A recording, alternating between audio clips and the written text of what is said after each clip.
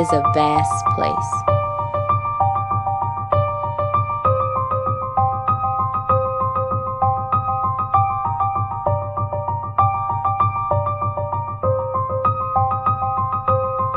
Teeming with life and filled with majestic beauty.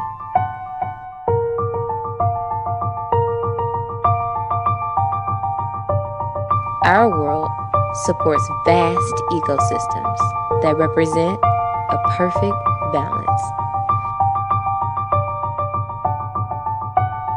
What one living organism provides to this balance, another supports. This natural balance has ensued for thousands of years. But it seems we are losing something. We function better through sustainability.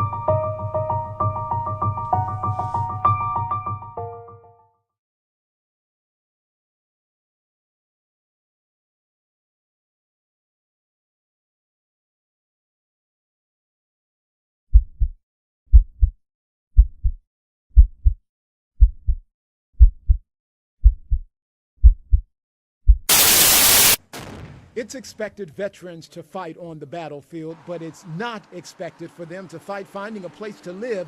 They are often forgotten. I'm at a homeless camp along the Santa Cruz River, just one of a number of camps just like this all up and down the river. And today, dozens of volunteers fanned out to count all of the people here, trying to determine just how many homeless people there are. It wasn't very long ago the city of Tucson was getting $11 million a year from the federal government to help people like these and to provide services. That has since been cut to just $4 million. The city is trying to do more with less. Dozens of homeless people have set up camp at Vente de Augusto Park in downtown Tucson. They hang out during the day and sleep at night, but the camp, full of bikes and several bags, might soon be broken down. America is said to be the wealthiest country in the world, and yet many are struggling to survive. You could be driving by and not even know what's above or below. With our cameras in tow, we ventured into what area homeless people call the underground city, a tunnel hidden from view and where a group of men live in squalor. We are blessed just to wake up to see the sunshine.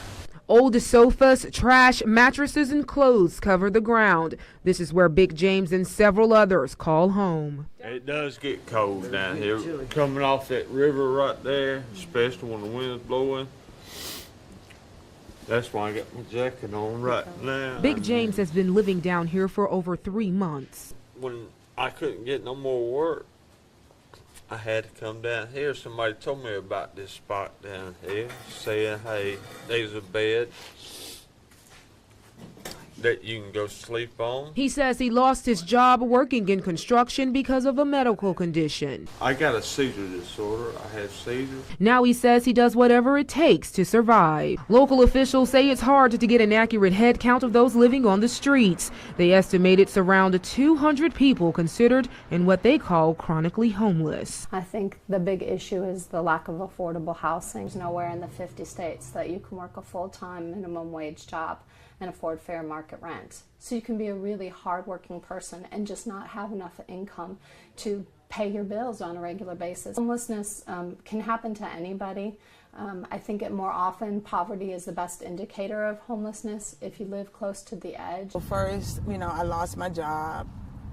Then I lost my apartment. And it just spiraled downhill. Don't lose hope. Don't lose hope. And stay strong, keep your health. Have faith. Our Father, who art in heaven, hallowed be thy name. Thy kingdom come, thy will be done on earth as it is in heaven. Give us this day our daily bread, and forgive us of our trespasses, Lord, as we forgive those who have trespassed against us. And lead us not into temptation, God, but deliver us from evil. For thine is the kingdom, the power, and the glory forever. Amen.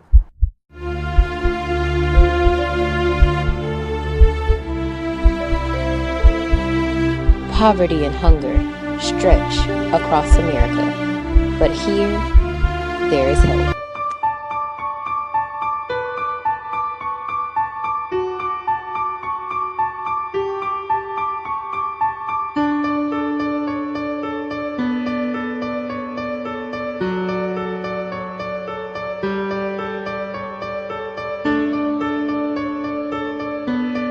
what we're doing today signifies the need for people that are hungry, the working poor, you know, people that are going through some rough times, and just being able to serve them on today. Well, it's all about what Feed the Hungry is about. Several organizations, several churches, several agencies have come together. Right now, people are struggling on how am I going to make it from not just paycheck to paycheck.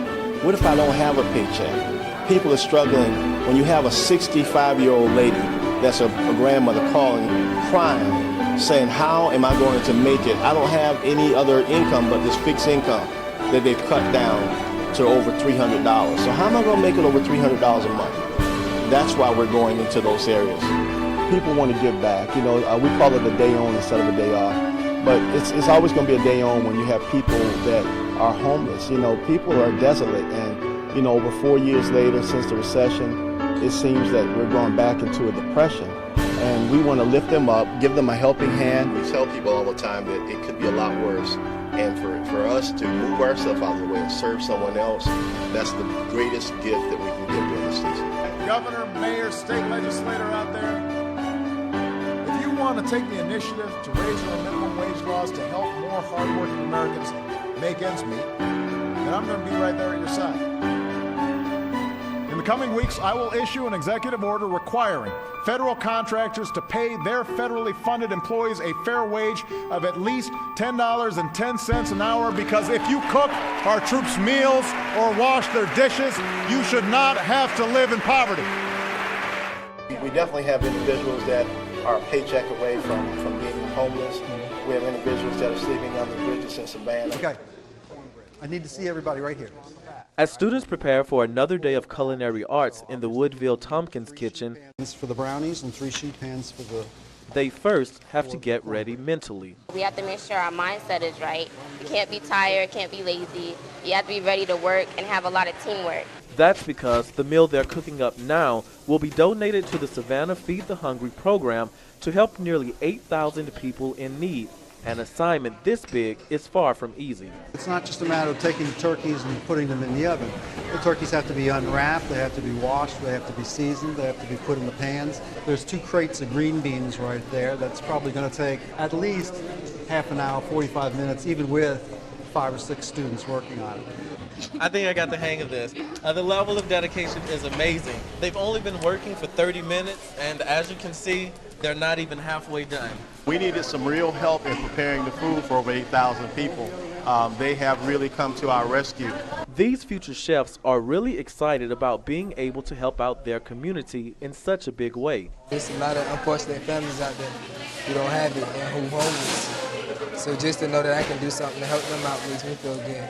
I personally feel like everybody should help out in the community and doing whatever that they basically can do. And since our field is cooking, then why not? And that's the attitude that's spread all over the kitchen as these culinary students make a difference in the community, one dish at a time. Reassuring that the need to eradicate hunger for the working poor is very, very important. It's on the front burner for a lot of people. And by people coming out today to support that, we see the need is great.